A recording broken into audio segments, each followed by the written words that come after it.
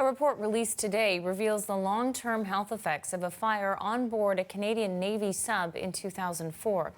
The fire resulted in the death of one crew member on the HMCS Chicoutimi, while several others were injured.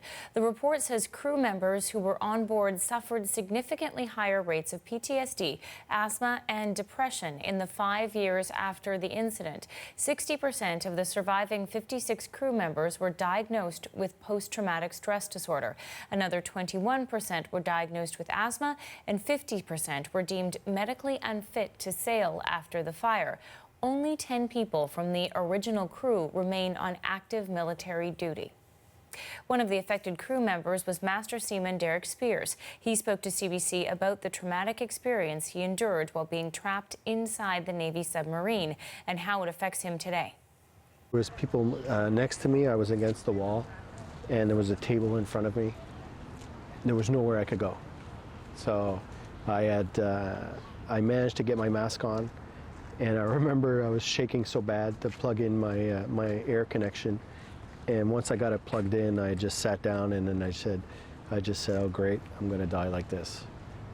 And I don't know, maybe 5 seconds later, the training kicks in. And the soot, we ingested it, we had it on our skin, we breathed it in.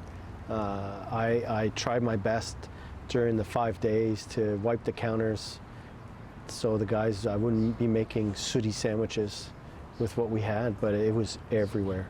So we all ingested it. Of course, there's going to be long-term effects. We were stuck in a steel tube full of soot for 5 days. So, and after everything we went through, of course there's issues. You know, if it's not the soot, it's my back, it's my stress. It's, you know, I wake up every morning and I'm reminded of Chicoutimi. I have it tattooed on my arm. That was Derek Spears speaking to CBC earlier. He was a master seaman on board HMCS Chicoutimi when the fire broke out nearly 15 years ago.